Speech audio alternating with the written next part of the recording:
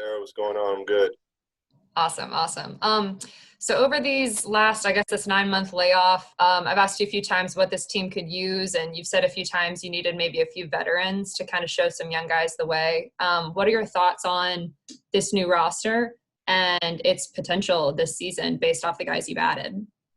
Yeah, definitely for a guy like me who's had three rosters, who sort of had turnover every year. It's nice to see a Gallo, a Rondo, Bojan, Bogey, Chris Dunn. Saw got Solo, have Tony Snell. Glad to see a lot of those guys, Clint as well. Glad to see all those guys in the locker room, and it gives us a much needed veteran presence, and I'm all for it. All right. Next question from Chris Kirschner with The Athletic. Hey, John. Chris. I wanted to know, so since March, you guys have been talking about making the playoffs and the next steps needed to reach that goal. Over the past few weeks with free agency and the draft, do you feel like this roster is capable to reach that goal ultimately at the end of the season? Yeah, definitely. Although we're not perfect, I feel like a lot of the holes or glaring holes that we were trying to fill this offseason are patched up very well. Obviously, there's a chemistry factor and just an on-court factor that we all need to get together, which comes with time. But I feel like with what we have now, very impressive and nice depth, and like I said, veteran leadership. So I'm looking forward to all those positive things. Okay. Our next question will come from Zach Klein of WSB. Hey, man, I know you've wanted to get this deal done for a while, you and your team. Travis said, conversations are happening. How much of that is on the forefront of your mind, and how much communicating with the team, like, let's just get this done, move on, and, I want to be here forever? Yeah, Z, what's going on, man? No, yeah, definitely. Every time I come into the gym, that's definitely the first thing on my mind. And obviously, my agents, and the Hawks are working, every day to try to get to a deal, an agreement. So I'm trying to stay optimistic, trying to, like I said, stay positive and develop, bonds with my new teammates. And that's all I can really do until this gets sorted out. Next question from the AJC's Steve Hummer. Yeah, John, I don't know if you've had any firsthand experience of Rajon's, I guess, legendary intelligence on the court. Do you have any anecdotes about running into that, and how much are you looking forward to having that on your side? Yeah, not too much in terms of competing against him, but obviously being around him in the facility and whatnot, and just watching him, in his heyday in Boston, what he just did in LA. Just trying to absorb that, and like I said, just being around him is going to help a lot. And I'm just excited to play with a guy like that. I know he's very unselfish in the way he plays, so it's going to help our team a lot. Next question from the AP, Charles Odom. John, when you guys last gathered as a team, you were preparing for what was referred to as the deleted eight, and now obviously expectations are going to be much different. Can you just talk about maybe what maturity is going to be required for you guys to handle what's going to be a much different set of expectations this season? Yeah, definitely. I feel like those expectations are raised because of the veteran leadership, because of Coach McMillan being on our staff, and now we have all our rooks. We're taking that next year, that second year jump. So I feel like the expectations are high on all of us. We've shown potential, and we've shown just flashes of greatness. And now we've added other solid NBA players, veterans who have proven themselves in this league. So I just feel like when you just look at our team on paper, and then you look at our ages, and you look at all the positives, your mind just starts to race. And I feel like we're there too. We're excited, but we need to, for our young guys to grow up a little bit. And I feel like for the older guys, just give that experience and lend their knowledge to us. We'll go back to Sarah Spencer. John, you guys are in such a unique situation with only weeks, days until, the preseason and then the season starts. With a completely revamped roster, basically, how do you build enough chemistry in this short amount of time in order to be ready to take things by storm come game time? Yeah, obviously, right now things are a little bit a lot different than they normally are. So, the answer to that is just getting on-court time together. And like I said, obviously things are a little bit jumbled up right now, and we're doing what we can inside the facility to try to just keep in shape and keep ready. But that's really it. Playing together, building that chemistry, talking to one another, and just knowing your teammate leads onto the court. I'm a big believer in that. So that's what it's going to take. One quick follow-up. Last season, you guys struggled a little bit with maybe talking enough on the court. How much do you think that will be alleviated by having more experienced guys out there, and maybe Rondo too, to lead the second unit, but just overall? No, definitely. Having those guys here is contagious. That's one thing the word coaches like to use is talking is contagious, and I feel like that helps our young guys build good habits as well as myself. We have a whole group of guys talking and covering for each other that helps on offense and defense, and just gives our whole team a morale boost. So I'm all for that as well. Thank you. Next to Jamila Johnson from ATLHawksfans.com. Hey, John, how are you? No, good. How are you? I'm good. Thank you. So my question is, last year in the off season, how is your training, or is it different at all from the off season of last year to this year? And if so, specifically, what have you been working on and trying to improve upon? In terms of what I do on court, I'd say trying to work on more perimeter oriented things, more ball handling, defending guards, trying to become quicker. But in terms of things being different, I'd say the only thing that's truly different is more individual workouts. Obviously, trying to keep space 6 feet apart, and all these COVID rules kind of limit what we can do in the gym. So I'd say it's a little bit more heavier on the individual side and less team. And I feel like that's been the biggest difference. We'll go to Edwin Powell with Hawksbeat. Hey, what's going on, John? Hey, it was good. Hey, just wanted to see, what was your kind of reaction during this whole free agency process as the names kept coming in? I think Travis ended up with about 4 or 5 new guys. Was there one guy where you were like, oh, okay, just want to know what your kind of reaction was during the free agency process?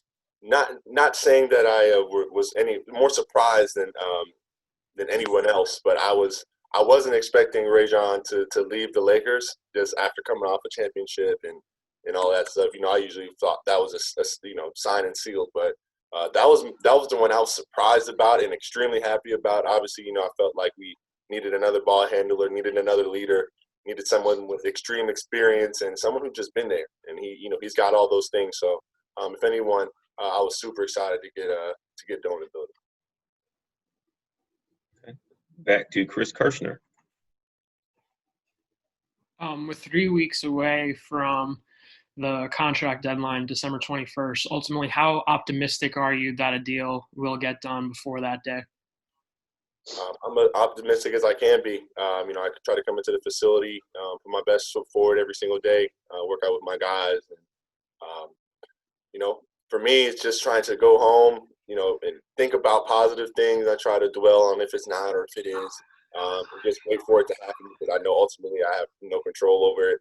What I've done is done, and I have to let the conversations be had and wait my turn. So it's just a lot of waiting, and that's probably been the worst part. I did have a follow-up. So you said it on multiple occasions how you feel like you're a max player who's deserving of that kind of contract. Do you still feel that way as of today? Or have you budged at all? Would you be comfortable if a max contract offer wasn't presented your way? I guess that's with all within the negotiation, right? But definitely, I feel like I put my best foot forward for this organization, and I feel like that's definitely within the conversation. To say if I budged or not, I'm not really too sure.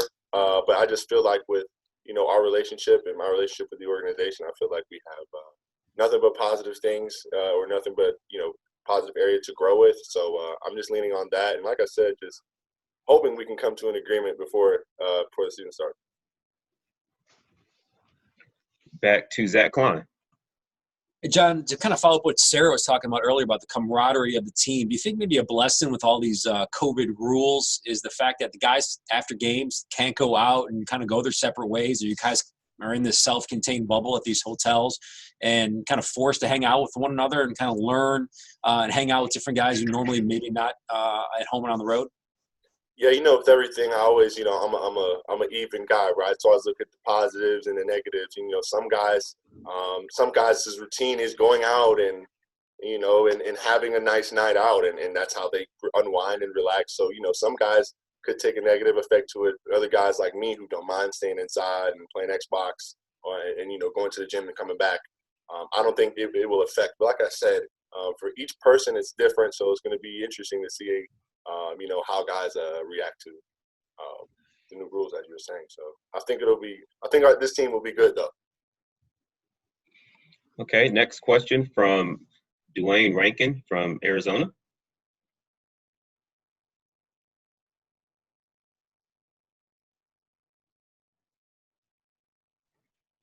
Sorry about that. John, you guys haven't played in forever. So is there any benefit in that at all? And then what's the drawbacks to that? And how eager are you personally to finally play when you've seen the bubble, haven't played since March? I mean, how eager are you to get back on the floor? I'm always eager. I love the game. I love competing. I love competing with my teammates. But as I said earlier, good and bad to good. Obviously, more rest on our body, more time to work on our game, more time to evaluate, watch film, and get better on the other side. We haven't played in who knows how long at this point, and we are rusty. And I feel like it's going to take some sort of adjustment for us to get back to regular status. But I feel like that's with every year and every restart. This year, obviously, different rules, so we'll adjust. Thanks, sir. Back to Steve Hummer. Yes, kind of following up on that question, John, how did you react to being excluded from the restart of basketball, and how did you spend the time? Did you watch much basketball? And really, just how did you kill the time? Oh yeah, I definitely watched most of all the games.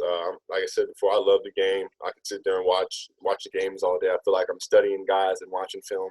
So that's nothing for me. But obviously, hurt to not be there, but giving me that much motivation when I wake up every morning and go get my workout in. I'm coming back, knowing that I'm watching the guys, so I'm going to be competing against. So sort of a mental game I put myself, just try to keep my edge. Thanks.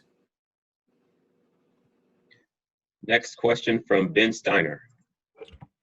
Hey, John, last year you shot 40% from three, something we probably don't get enough credit for. How do you assess yourself as a three-point shooter, and where are you at in terms of maybe more volume? I mean, you shot about 4 threes a game last year. Is that something you and coach have talked about, maybe becoming even a higher volume shooter? Yes and no, right? So it's all about the confidence, right? Shot selection. I feel like those two things are in pretty well standing. And now it's all about getting more reps, getting those sort of close range, contested threes, or just being able to shoot whatever shot I want with confidence. And I feel like that's the next step. Percentages and whatnot are great.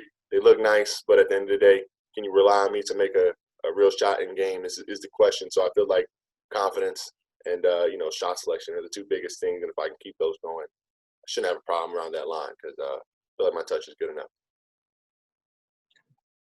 Back to Sarah Spencer. John, how do you feel like you and Gallo will fit together, and what can you guys do to maximize that fit? I mean, you might play together, you might not, but what can you guys do to maximize that? Yeah, I feel like the biggest thing we can do to maximize it, if anything, is understand each other's games when we do get on the court. I feel like, as we all know, Gallo's an extremely skilled guy, very tall, ability to shoot the ball. I feel like he's just a smart player. And I feel like our chemistries work well together. Great ball handler, great roller out of the pick and roll, as well as I'm a roller. And so I feel like it creates a lot of dynamics. Like I said, on the court, having a guy like Trey or Rondo being able to create and set up with both of myself and Gallo, I feel like is going to be dangerous. So I'm excited to work with him, and he's a great leader as well. Thank you. Back to Charles Odom with the AP. Kind of following up on that, I can only imagine how much time Lloyd Pierce has spent looking at this new roster and coming up with different combinations. And I wonder if you do the same, and you wonder about how you guys might work everybody in. There's so much depth, so many combinations. Yeah, that's something that, I feel like is going to be a natural question. I feel like we're all interested to see how we're going to mesh together. And like I said, I feel like that takes time, especially with the depth of guys that we have now. But it also creates a competitive edge, and I feel like it gives guys that mindset that every possession counts, and that if I do mess up, I do whatever, there's another guy on the bench that could potentially take my spot. So I feel like that all feeds the competitive nature, and is going to help us in the long run. Back to Chris Kirshner. I know you wanted to work on ball handling and playmaking ability this offseason. Where do you feel like you are right now? Would you feel comfortable, say, you grab a rebound on the defensive side of the court? Are you able to now go coast to coast, or is that something that's still a work in progress? I feel like, not saying I haven't done it or haven't worked on it, but I feel like just the dynamic of our team isn't really built for me to do so, especially now with Chris Dunn, with Trey, with Kevin Herter, Gallo now. A lot of guys who can do that for me. Obviously, we know that my better ability is to rim run and be off the ball, but I definitely feel like that's going to be in the game, me catching a rebound and running into a pick and roll, or trying to attack, maybe taking a top of the key three, are all within the range of things that I'm doing. But our team dynamic is just so versatile that I feel like all those options could be seen at any time. Sarah? You touched on this a little bit earlier, John, but how much can it, I guess there's positives and negatives from adding so many, talented veterans who are going to get a lot of playing time, because you've still got some young guys who want to keep developing. How much will it help you guys that, those young guys are going to have to compete for minutes, or maybe the minutes that they do get will be more meaningful, but, you also want to make sure those guys keep developing? No, for sure. Like I said before, I touched on a little bit. I think it's going to help a lot. Not only are those older guys going to compete, but they're going to lend knowledge, and they're going to try to hopefully, right, build up our young guys. And I feel like that's the whole point and goal of having those guys here, is for their experience on court and their experience off the court, that we can grow and absorb. So at the end of the day, I feel like, the young guys are always going to be given opportunities, right? But at the end of the day, whoever's fulfilling their duties on the court is going to play. And like I said, I feel like that just fulfills more of that competitive nature that we want to build here. So I'm all for it. Is that just the nature of the team getting better? The roster getting better and wanting to win now? No, exactly. In the older days in the NBA, guys were 4-year guys, and even still, those 4-year guys would come in and they wouldn't play for 2 or 3 years. Obviously, the league is younger now, and I feel like that attributes to some of the things that we're seeing. But obviously, great to have these guys into the gym, and hopefully that can alleviate that problem. Thank you. Raphael Haynes. Sean, what's going on? How you doing, man? I hope the family is well. Thank you, sir. Rob, good to see you again, as always. Yes, sir. So, you told me in the off season that you wanted to make the All-Star this year. That was a goal. You wanted and Trey to make the All-Star. Sure. It was a handful of guys. You was part of a handful of guys that averaged 21 and 10. What do you think it would take this year to get to that point? Winning cures all, and I feel like that's really it. I feel like with how we play, what Trey and I are able to do, people like to watch us. I feel like our basketball is explosive, it's fun. So if we can win games, I feel like it gives us all aspects that people want to see in All-Stars, a show and a spectacle, but also that leadership and that ability to close out and win games. And now with the roster that we have, I definitely feel like it's really attainable. So it's on us now. So and also you've had Trey, and you and Trey have that chemistry as far as alley-oops and knowing where you are. But now you add Rondo. Have you thought about having the effect of having 2 players, if not 3, with Dunn, to throw you that lob and just to have that chemistry with your point guards, all of them?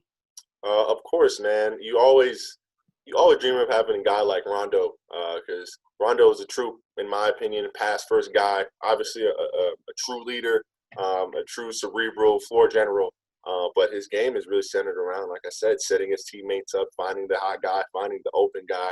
And Trey is great and amazing, but there's always a place for a guy like Rondo to come in and set the table, and allow Trey to get off the ball, give him a break, and it just alleviates our team and gives us less stress, so we can go out there and play and don't have to worry too much about things. So I'm super excited to have him on board. I can't stress that enough. And our final question will come from Sarah Spencer. John, you guys are obviously, looking at the roster, you guys are obviously going to score. Do you think this team did enough to get better defensively? Whether that's returning guys getting sharper or, adding Chris Dunn or whatever. How important is that? And did you guys do enough to improve enough defensively? No, definitely. I feel like with the reputation that we've built, people don't give us too much credit for what we have on our roster right now in Cam Reddish and DeAndre Hunter, who are two young, great wing defenders, in my opinion. We add Tony, we add Chris, Solomon, Rondo, Bogey, crafty, savvy defender, and obviously Gallo, not known for being a defender, but however many years Gallo's been in the league now, he obviously knows what he's doing and has some level of experience. So I feel like all that takes into account more than people give us credit for, and I'm excited for us to go out there and compete defensively, and I feel like that's going to help us take a next step as well. Thank you. All right, that was our final question. So John, thank you very much for the time. We'll see you again soon, hopefully. And media members, I think we'll see you in about 20 minutes for Trae Young. So thank you again, John. Thanks, John. Thanks, John. John.